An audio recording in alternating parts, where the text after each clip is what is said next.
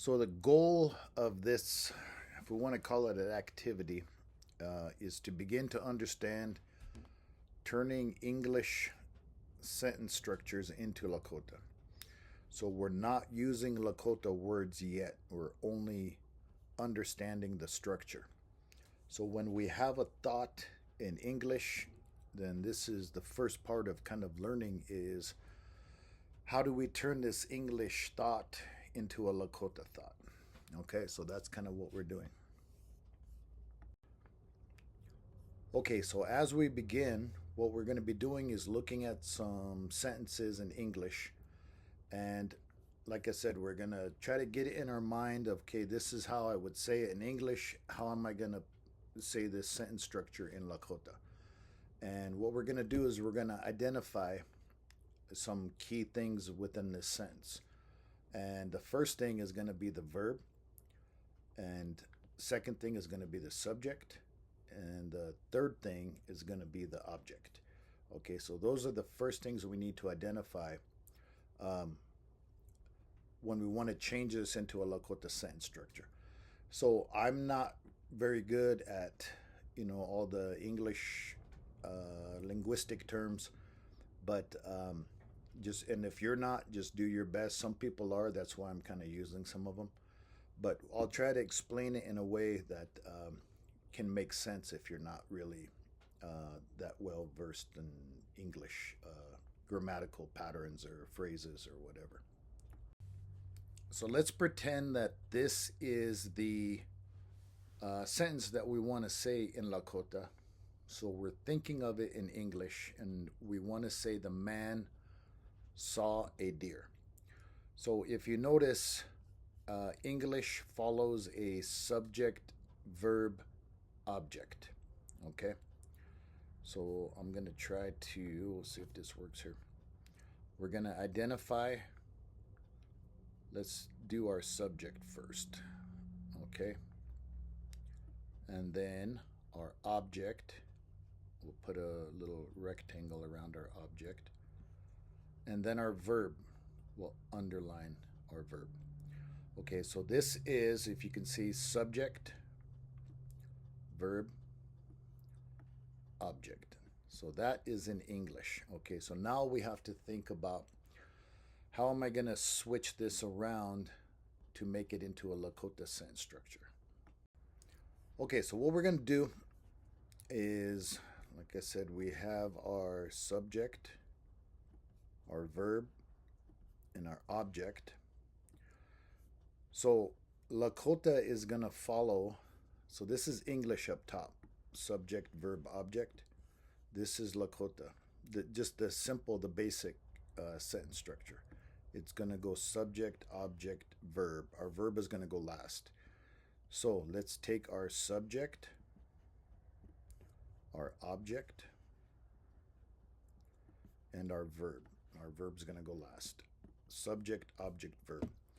Okay, so there are some other words up there, like the and a, okay, that aren't in here. We're just bringing down that subject, object, verb.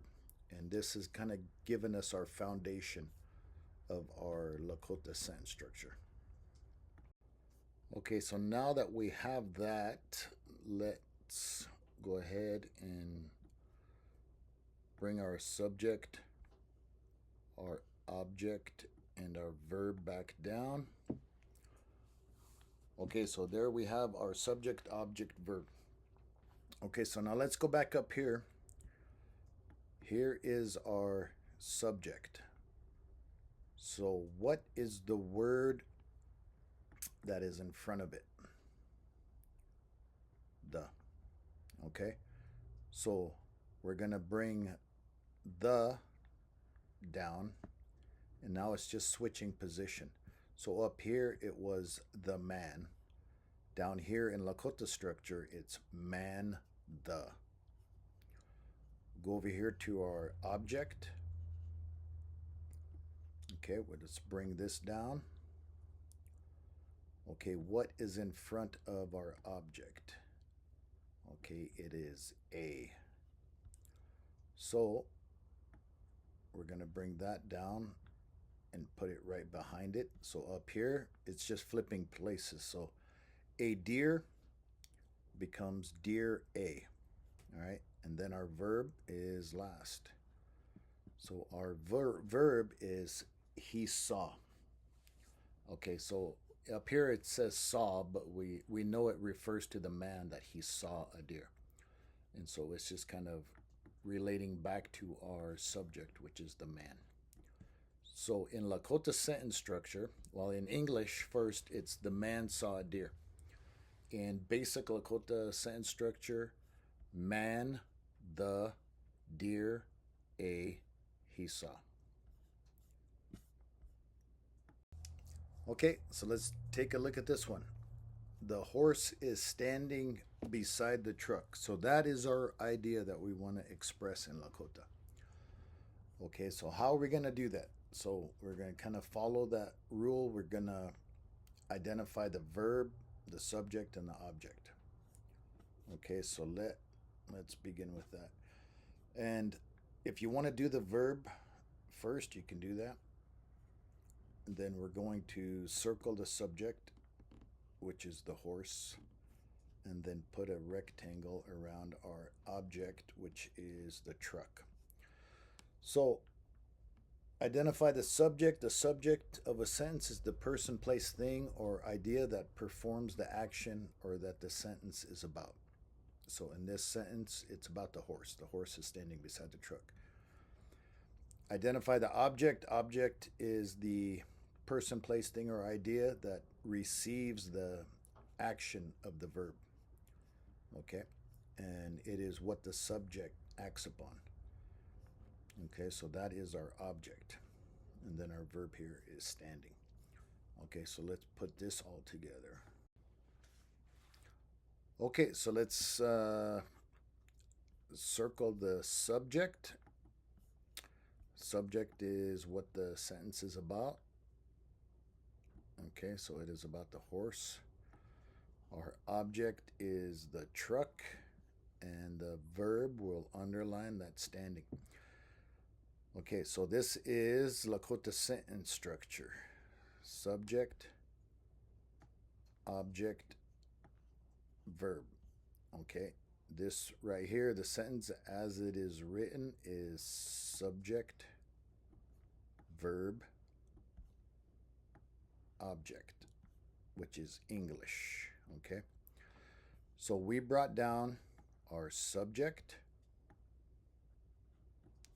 our object, and our verb. Okay, so we're switching it into a Lakota sentence structure. So there, that gives us our three, our subject, object, verb. Okay, so let's take a look at what we got here. So we have our subject, all right, our object, and our verb. Okay, so that gives us our three that we're looking for.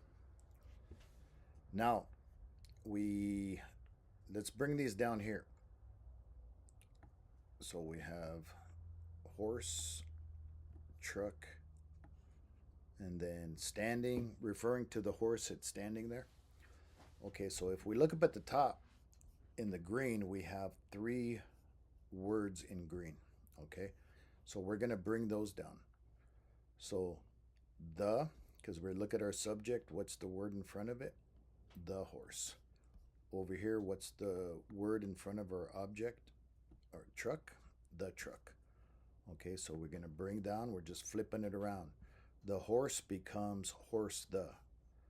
The truck becomes truck the. Okay, now we have another one, beside. So this is, in Lakota, we call it a post position. Okay, so post position is like on top of, beside, under, over, within, those kind of words. And so in English it's called a preposition or preposition because it comes in front. So beside the truck. But in Lakota it's a post position because it's going to follow the noun. So truck the beside. So if we look down here, truck the beside. And then our verb referring to what the horse is doing. Okay. So there is our Lakota sentence structure. It goes from, in English, the horse is standing beside the truck. In Lakota becomes horse the, truck the, beside, it stands or it is standing. Okay, simple enough. Okay, so let's do a easy one now. They're all kind of easy, but maybe that last one's a little bit long for you. So this is a simple one. The cat caught a mouse. So we're going to circle the subject. Okay. That's what the sentence is about. The cat catching a mouse. So we'll put a rectangle around the object. And we will underline the verb. So that gives us our sentence structure of subject, verb, object. Okay, so now we brought down our subject, our object, and our verb. So we had two words left over, the and a. So let's split it in there, right there. So what comes in front of our subject? The. So we're just flipping it down here. So the cat in English becomes cat the in Lakota. A mouse in English becomes mouse a. And then our verb, caught. Okay. Okay, the dog is sitting on the grass. All right, that's what we want to express. So let's circle our subject, put a rectangle around our object, underline the verb. Subject, verb, object in English, and we're going to be switching that. Okay, so now we've identified our subject, we've identified our object, and our verb. Okay, so now let's put it all together. So in Lakota sentence structure, it's going to become dog, the, grass, the, on, it's sitting. So we have our subject, dog. All right, what's in front of it? The. So the dog becomes dog, the. Then our object, grass. What's in front of it? The. So the grass becomes grass, the. Here is our prepositional or our postposition. In English, it's a preposition, it's right in front. So on the grass. In Lakota, it's going to follow it. So if we just read this backwards, grass, the, on. Down here, grass, the, on. Okay, so that is our postposition. And then our verb is last. It is sitting. It's sitting. Referring back to our subject. So the dog is sitting on the grass. Dog, the, grass, the, on, it's sitting. Okay, the boy washed a spoon. That's what we want to express in Lakota. This is in English. The boy is our subject. Spoon is our object. Verb is washed. So subject, verb, object in English, and we'll switch that around. Okay, the boy washed a spoon is our English thought we want to express in Lakota. So we take our subject and what's in front of it. So the boy, those come down, they get flipped around. Boy, the spoon. So a spoon becomes spoon a, and then our verb. So, boy, the spoon he washed. Okay, next one. The dog hid under the porch. That's the thought we want to express. Okay, so let's circle our subject. Put a rectangle around our object. And then underline the verb. Okay. Okay, the dog hid under the porch. Let's bring everything down. So the dog is going to be flipped around. Dog the porch, our object, is going to become porch the. Here is our post position. Up here, it's a preposition, so under the porch. In Lakota, it's a post position because it follows, so porch the under. And then our verb, it hid, referring back to our subject, the dog. Okay, let's switch it up, add a little bit of complexity to it. Yesterday, I went to the store. Okay, very simple English thought. We need to turn this into a Lakota thought. Yesterday, I went to the store. Okay, so now this is where there's going to be a kind of change from English. And let me, before we start underlining anything, I'm going to kind of break it down here for you in this next slide. Okay, so in Lakota, so we still got a verb in there. We still got subject and object. But in Lakota, the subject can be infixed or prefixed into the verb. So the subject is actually part of the verb. So if you look up here in English, I is the subject, store is the object, went is the verb. So these are two separate words. Okay. So in Lakota, this is going to become one word. So I went. So the subject will be part of the verb. Okay, so let's kind of break this down here. So we have our adverb time, yesterday. So in Lakota, the word for yesterday is chtalaha. Chtalaha. So we're going to say that first. And then now, if you notice, we're going straight to our object. So masopie is store, masopie. Then the, ki, ekta, to, at, or in. And then now our verb comes last, but it has the subject in it. Wa'i, wa'i. So it comes from the verb e, to have went, to have arrived there. And we conjugated it by adding wa. And that makes it I went. So, yesterday I went to the store. Okay, so not too difficult. Okay, so now the sentence we want to make is tomorrow I will buy a hat.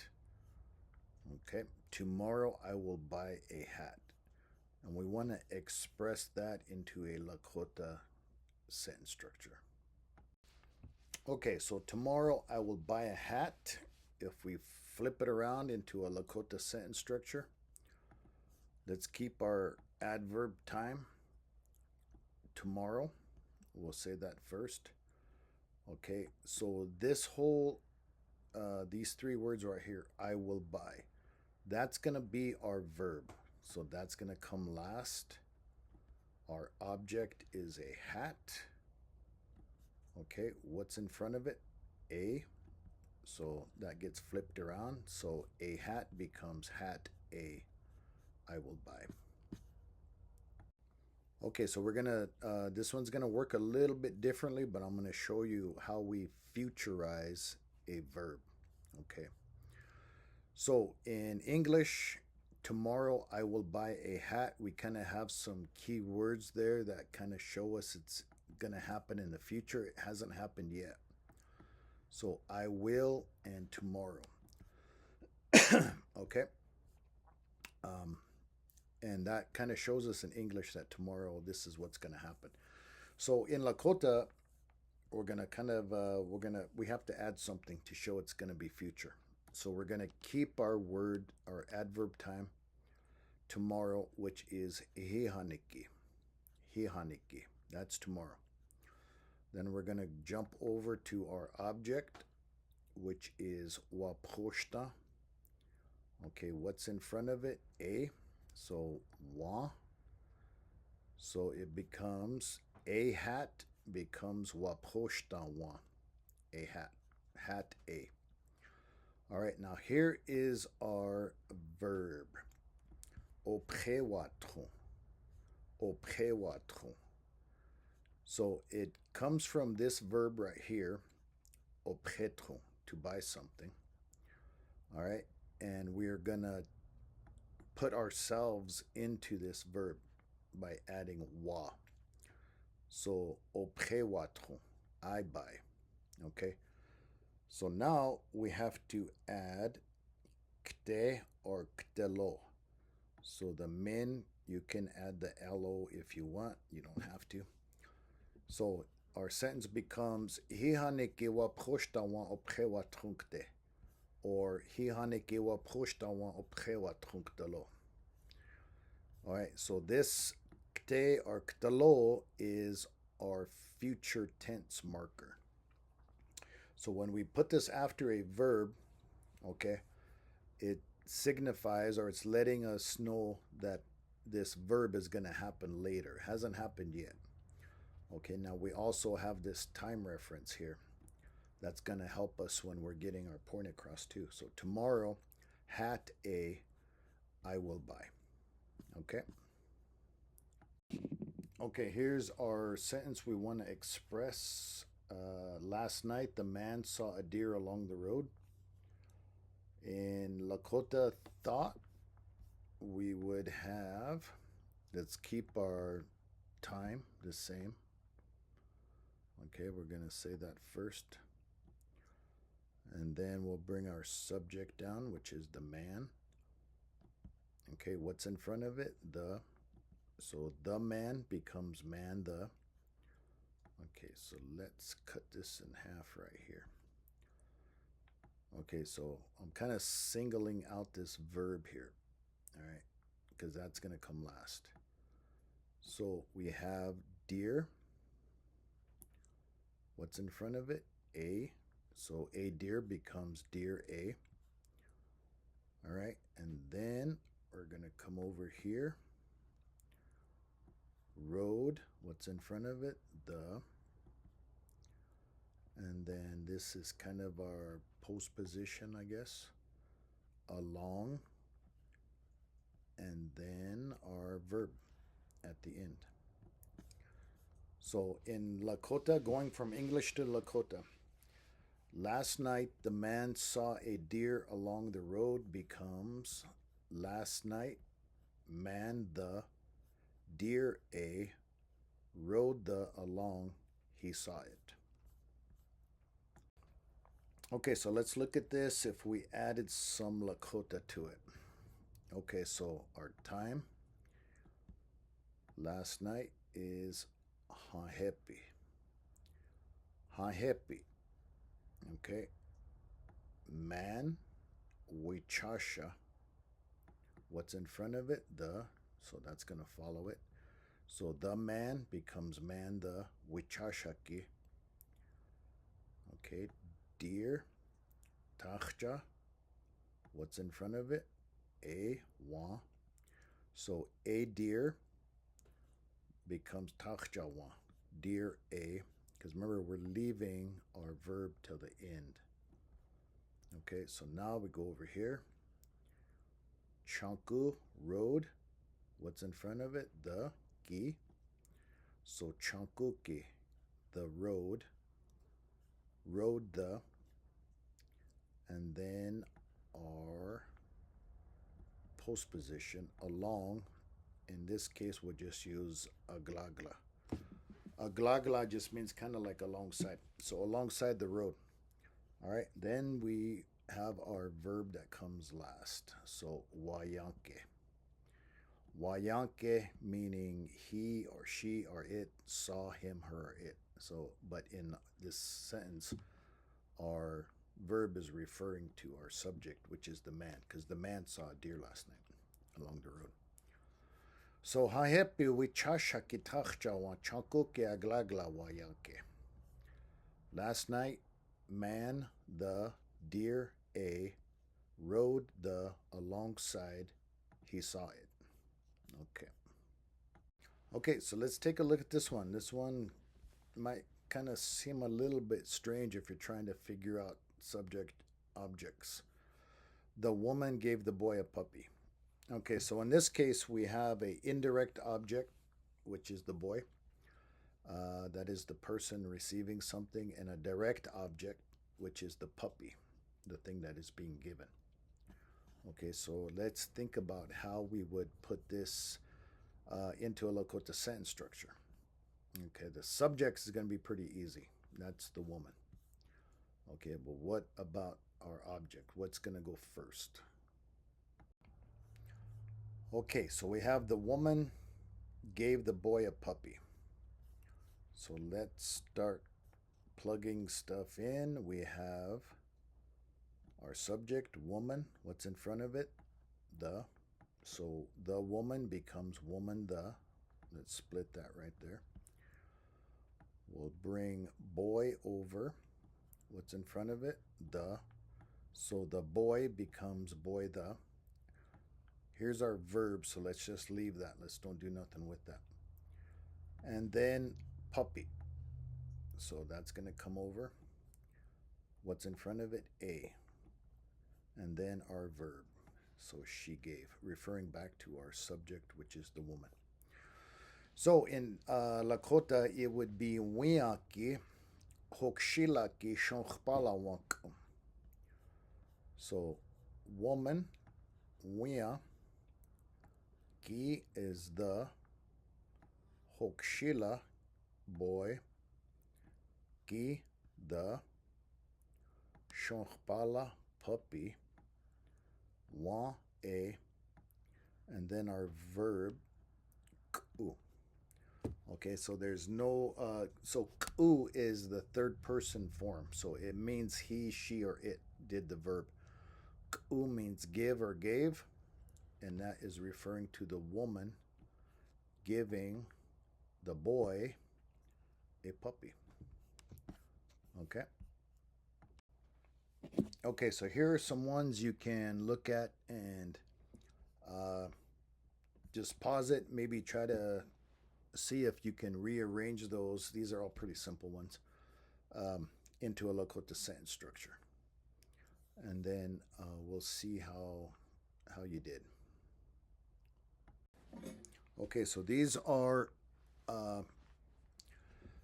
how we could arrange them in a Lakota sentence structure. So if you haven't finished the previous slide, then go back, pause it, try to write them all down, and then come back and see how you did. So this has just been like a basic kind of introduction. There's some Lakota sentence structure kind of follows English. Some of it doesn't. It's just depending on what you say, the verb. You just, the more you practice it, the better. But this is just, the better you're going to get. But this is just try to give you like a basic understanding of how to flip things around in that subject, object, verb. Okay, that is it.